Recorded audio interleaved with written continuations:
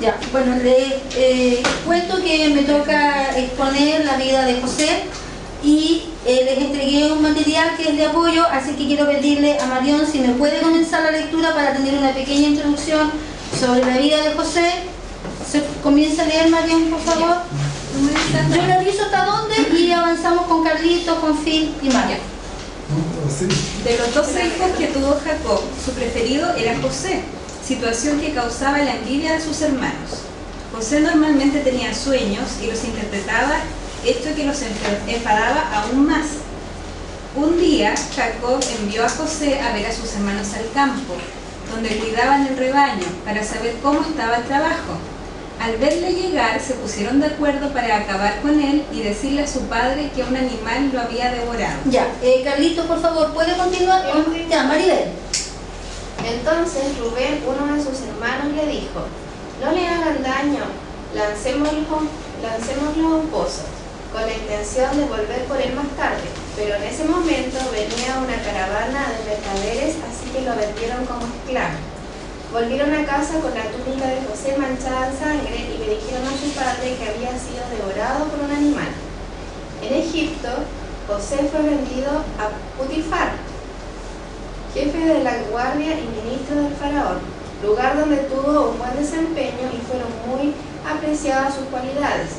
Pasado algún tiempo, la esposa de Potifar se enamoró de José, pero él, honrado y virtuoso, se negó a los deseos de la esposa.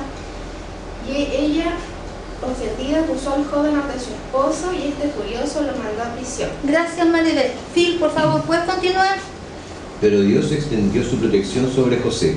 Al cabo de un tiempo, el copero y el panadero de Faraón fueron encerrados con José. Ambos tuvieron un sueño y se lo contaron a José, y este, al interpretarlo, le dijo al copero que pronto sería restituido en su cargo. En cambio, el panadero sería condenado a muerte. Cuando estés de nuevo en tu puesto, le dijo al copero, por favor habla a Faraón, a favor mío ante el Faraón. Pero el copero, una vez que tuvo su trabajo, no se acordó de su promesa. Pasaron 2 años y el Faraón soñó que salía del agua 20 vacas hermosas y muy gordas, que después eran devoradas por otras 7 vacas feas y muy flacas. Al otro día soñó que 7 espigas hermosas y grandes salían en una sola caña, pero otras 7 espigas flacas y feas devoraban a las 7 primeras. Ningún sabio pudo descifrar los sueños.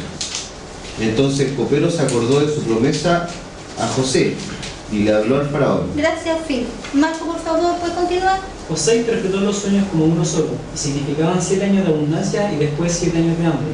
Te creo, le dijo el faraón, y puso a José al frente de la tierra de Egipto para almacenar durante los 7 años de abundancia y repartirlos de escasez. José se casó con la hija de Potifar, tuvo 2 hijos y fue nombrado ministro, pues había salvado al pueblo del hambre. Debido a la escasez, Jacob mandó a sus hijos a Egipto. José, cuando lo vio, lo reconoció de inmediato, y para probarlo se dirigió a ellos y los acusó de espías. Rubén le dijo: no somos espías, venimos de Canaán a comprar trigo. Somos 11 hermanos, pero Benjamín el menor se quedó en casa. Intervino Neftalí y dijo: teníamos otro hermano, pero murió devorado por un animal. Uno de ustedes se quedará como rehén y solo le daré libertad si regresan con su hermano menor en busca de trigo, dijo José. De vuelta a Canaán, Jacob accedió con tristeza a que regresaran a Egipto con Benjamín. Allí cargaron el trigo, pero José escondió una copa de gran valor en el saco de Benjamín y lo acusó de haberla robado. Déjalo libre, suplicó Simeón, pues nuestro padre morirá de pena. Yo me quedaré en su lugar. José, conmovido, se dio a conocer a sus hermanos y los perdonó entre lágrimas y abrazos. Jacob, enterado después, también perdonó a sus hijos. Amén. Esta es la historia de José resumido en un texto que es absolutamente infantil. Pero es más que nada para que ustedes tengan una pequeña visión de lo que ya tendrían que saber, ¿cierto?, sobre la vida de José, que es uno de los personajes bíblicos más importantes, ¿ya? ¿Por qué es importante? Porque la providencia del Señor se muestra en la vida de José. Si ustedes alcanzan a percibir lo que hemos leído, a José le pasaron muchas cosas, muchas cosas, y nosotros también podemos ver esas situaciones en nuestra vida hoy en día. Y nosotros podemos ver dentro de las cosas que le pasó a José, lo primero que le sucede es que José es vendido por sus hermanos.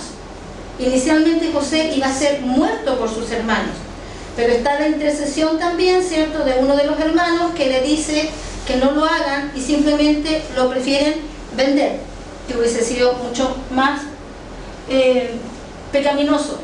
Las razones por las cuales sus hermanos lo odiaban y llevaron a que José fuera vendido es porque José acusaba a sus hermanos sobre sus malas conductas. José era tan moralmente correcto que siempre hablaba con su padre sobre las conductas que tenían sus hermanos, que no le parecían a él y consideraba que debían ser sancionadas y debían ser, de alguna medida, tenían que tener algún tipo de cambio en sus conductas. Además, Jacobo lo amaba especialmente y por sobre el resto porque fue hijo de su vejez y fue el hijo de la mujer que más amó, ¿ya? Y José contó sin intención de creerse superior sueños donde su familia se inclinaba ante él y estos sueños habían sido mostrados por Dios. Y él nunca lo hizo con el afán de arrogancia, sino que simplemente lo hizo como una cosa cotidiana. Y esas cosas llevaron a que sus hermanos los consideraran, lo envidiaran mucho y lo llevó a que lo vendieran. En principio iban a matarlo, pero Rubén, que es el hermano del que yo les hablé, intercede para que solo lo vendan a unos mercaderes como esclavos. Y ahí comienza el peregrinaje de José. Esto es una clara muestra de que la envidia y el odio endurecen la conciencia humana, ya que a sus hermanos no les importó engañar a su padre ni hacerle daño a su hermano menor. La historia de José muestra también que los hermanos estaban tan coludidos entre ellos, una palabra contemporánea, y engañan al papá llevándole las ropas de su hermano, diciéndole que el hermano había sido víctima de una situación y el padre cree profundamente lo que los hermanos habían presentado, ¿ya? Y habla de la envidia y el odio, cómo se manejan en el sentido de maquinar situaciones. Jacob no quiso ser consolado, lo cual demuestra una actitud discorde con lo de un hombre de Dios que recibe lo que Dios quiere enviar, en este caso consuelo. Ya dentro de las cosas que Jacob, uno de los errores que Jacob cometió siendo un hombre tan de Dios, es que él no logra entender la muerte de su hijo y no lo logra aceptar y ni siquiera acepta el consuelo que Dios le envía, y eso a él no le juega en contra. Finalmente después llega José a casa de Potifar. Aquí dice Potifar, pero ustedes sabían que era Potifar, ¿verdad? Potifar era capitán de la Guardia Real, por lo tanto era una persona de influencia en la corte de Faraón, y aquí ya se comienza a visualizar la obra de Dios en la vida de José, porque José, siendo el hermano menor, el más envidiado, él comienza a tener conocimiento y a relacionarse con personas que tienen mucha influencia dentro del lugar donde él está. José conoce las costumbres egipcias, así como empieza a conocer lo que es gobernar y estar en presencia de Faraón. De buena voluntad aceptó sus deberes de esclavo, destacando por ser concienzudo, industrioso y confiable. Él empezó a demostrar sus cualidades sin siquiera él hacer grandes aspavientos de ello. Él era así, José era así. Era una persona en la que se podía confiar, era una persona que era muy recta y la gente se empezó a dar cuenta de eso. Que es un poco lo que nosotros también debemos hacer como cristianos. Nuestro testimonio tiene que ir hacia ese lado, tiene que apuntar hacia eso. José mantuvo su integridad ante la tentación de la mujer de Potifar de adulterar con él. Si ustedes recuerdan en la historia, ¿cierto? La mujer lo tienta y pretende que engañara a su esposo con José. José no lo hace.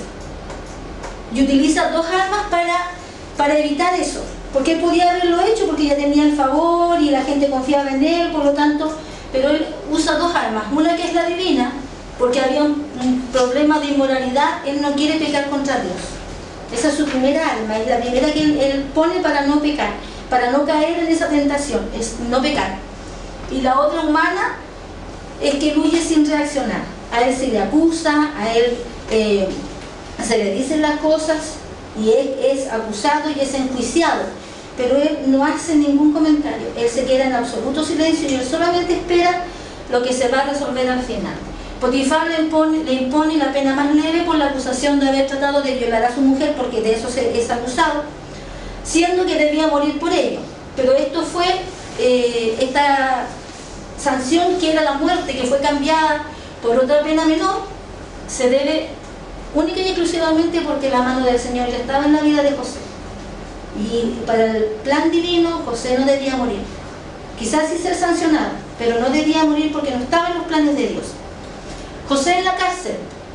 Cuando José está en la cárcel, él guarda silencio encomendando su causa a Dios.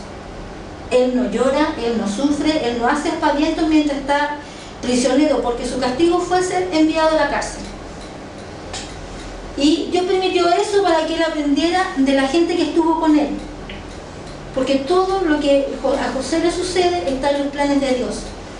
Y José es un gran ejemplo de la constancia que tiene alguien cuando lo que uno quiere no es lo que Dios tiene para su vida. Entonces aquí hay una clara muestra de eso.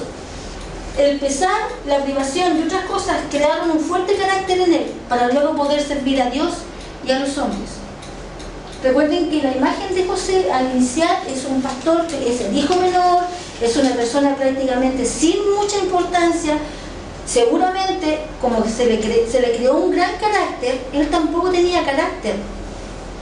Y Dios todo lo que hizo fue ir haciendo cosas para generar en él el carácter necesario para lo que él lo tenía encaminado, para el objetivo que tenía que cumplir José. Y después de eso, José era consciente de que Dios lo acompañaba, y ese era el secreto de su éxito. A nosotros nos cuesta mucho entender que cada vez que damos un paso en nuestra vida, Dios siempre está con nosotros. Y que cuando nosotros tropezamos y cuando nos pasa algo que no está de acuerdo con lo que uno quiere, nosotros no logramos percibir lo que José nos muestra en su vida.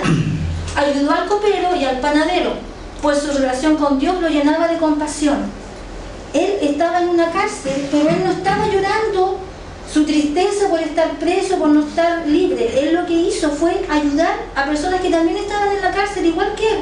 No se autocompadeció, sino que ¿qué hizo él? Él proyectó el amor del Señor, lo proyectó ayudando a quienes estaban con él en la cárcel. Eso le sirvió más adelante. Dice, su liberación tardó para mejorar el cumplimiento de los sueños de José. José todavía no lograba entender mucho qué pasaba, pero él no se rebeló frente a lo que le estaba sucediendo. Es una muestra de mucha paciencia. José llega a ser primer ministro. Faraón tiene sueños que nadie puede interpretar. Recuerden la imagen del copero y el panadero, que José le había interpretado sueños. Y ellos recuerdan eso. El copero recuerda que José le ayudó con sus sueños y lo llama para que ayude a Faraón. José interpreta los sueños, pero no se da crédito a él, sino a Dios. José nunca dijo ni se jactó, no, yo soy súper capo porque yo interpreto sueños y los sueños son realmente como yo los digo, sino que lo que él hizo fue decirles a todos que eso era un mensaje del Señor. Faraón nombra a José como visir, que es el equivalente a un primer ministro. Se le otorgó nombre egipcio y por esposa la hija del sacerdote. Los nombres de sus hijos reflejan lo que Dios le dio. Uno de sus hijos se llama Manasés, el que hace olvidar, porque José olvidó su amargura. Y Efraín, el fructífero. Dios hace fructificar a los que perdonan y olvidan. Y existen antecedentes arqueológicos sobre el relato de José. ¿Ya? La ciencia también ha tomado la vida de José y ha hecho investigaciones y ha encontrado que hay muchas cosas de las que salen en la Biblia que tienen un asidero en la arqueología, porque han encontrado testimonios arqueológicos de la situación de José. José pone a prueba a sus hermanos. Recuerden los nombres de uno de sus hijos, que es Manasés, el que olvida la amargura. Cuando él se enfrenta a sus hermanos, que los hermanos no sabían que era José, los trató severamente para ver si había arrepentimientos en ellos, exponiéndolos a la cárcel por 3 días. Los hermanos temen la justicia divina y se dan cuenta que Dios está arreglando cuenta con ellos. cosa que ellos no habían pensado mucho en eso, que existía una justicia divina y que en algún minuto ellos iban a tener que enfrentar eso. Sin embargo, en el episodio de la copa, José ve que de verdad estaban arrepentidos, y no solo los perdona, sino que trae a su familia a Egipto. Y ahí es donde él también, ¿cierto?, le hace un gran honor a su padre, lo lleva como un gran ministro, le da los honores de un gobernante, no le dan no tiene no llega simplemente con su padre, sino que él recibe muchos homenajes, el papá de José, de parte de José. Y finalmente lo que me tocó, decía, Jacob y su familia descienden a Egipto. Esto ya tiene que ver, ¿cierto?, con el abuelo, con el papá de José. Jacob es ahora un patriarca digno de su nuevo nombre. Entre los sucesos que acontecen en este periodo está la huida de Saúl, las dificultades con Esteban, la muerte de su amada Raquel, la humillación de Dina y los años tristes sin José. Todas esas cosas le habían pasado a Jacob, ¿cierto? Y José lo que quiere hacer un poco es enmendar toda la vida de sufrimiento de su padre. Jacob no puede creer que José esté vivo y que sea jefe de una familia que se convertirá en nación, según la promesa de Dios. Este encuentro entre José y su padre tiene dos significados. Para Jacob es un muerto resucitado, porque desde que le dijeron que su hijo estaba muerto, él nunca aceptó y nunca pensó que el hijo podía estar vivo o que podía reencontrarse con él. Y para José es el punto culmine de su prueba y la aprobación de su fe, cuando él logra finalmente presentarse entre sus hermanos, honrar a su padre, que él a lo mejor nunca se imaginó todo lo que había sufrido como papá, pero él aún así le hizo un gran homenaje, y no porque haya sido el hijo más querido, sino que simplemente porque él era un hijo y tenía que honrar a su padre. Jacob mira hacia el futuro bendiciendo a sus descendientes y profetizando. La vida terrenal fue un peregrinaje, pero nunca olvidó las promesas del pacto. La mayor muestra de la fe de Jacob fue su bendición impartida a sus nietos. Adopta a Efraín y Manasés y los hizo progenitores de dos hombres que rivalizaron siempre, Efraín y Judá. La mayor muestra de fe de Jacob es cuando él le da la bendición a los nietos, ¿ya? ¿Por qué?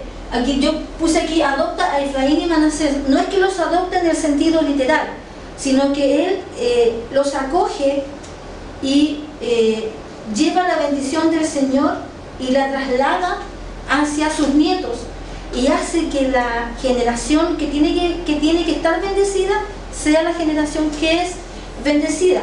Y obviamente que también aquí hay un detalle que fue algo que habló el pastor la otra vez. ¿Se acuerdan cuando teníamos el mapa y hablábamos de las tribus y habían dos líneas? Y ahí están las dos líneas, Efraín y Judá, que comúnmente van como encaminadas juntas, pero van muy distanciadas, ¿ya? Y las aplicaciones para nuestra vida. La primera aplicación que yo le doy la gracia al Señor es para mi vida. Yo creo que en muchas cosas soy como un José, que he pasado por muchas cosas, que me han sucedido muchas cosas, fome diría uno en su vida, y uno no entiende. Pero una de las cosas que uno tiene que aprender es a callar a veces y a simplemente esperar, porque el Señor siempre va a responder y siempre va a entregar algo. Nuestra vida debería ser así. La pureza personal es clave para la aceptación de parte de Dios. Recuerden que Él no quiso pecar, Él no se contaminó. La prosperidad en los negocios es una bendición para los siervos fieles a Dios. José partió de la nada y llegó a tener mucho, pero no por sus méritos propios, sino que porque siempre esperó y confió en que el Señor le iba a entregar lo que él necesitaba. Y es muy importante cuidar a nuestros padres. Es una de las pocas historias donde se habla de cómo se honra a un padre. Si es cierto, la Biblia dice honra a tu padre y a tu madre, una de las pocas acciones que hay de honrar al padre está en la vida de José. Hay que sufrir la cruz para obtener la corona. Esto se ve demostrado en todo lo que tuvo que sufrir José para alcanzar el puesto en el que estuvo. A lo mejor nosotros también somos pastores y a lo mejor también hemos sido vendidos por alguien, pero nosotros tenemos aún una promesa esperando. La vida de José es una ilustración de la providencia de Dios. El Señor le proveyó todo lo necesario mientras duró su prueba. Y eso es lo que nunca debemos olvidar. En la prueba el Señor no nos está abandonando. En la prueba el Señor está generando carácter en nosotros. En la prueba el Señor está poniendo todo lo que Él tiene para que nosotros podamos cumplir con lo que Él tiene para nuestra vida. Y eso ha sido mi exposición. ¿Alguna pregunta?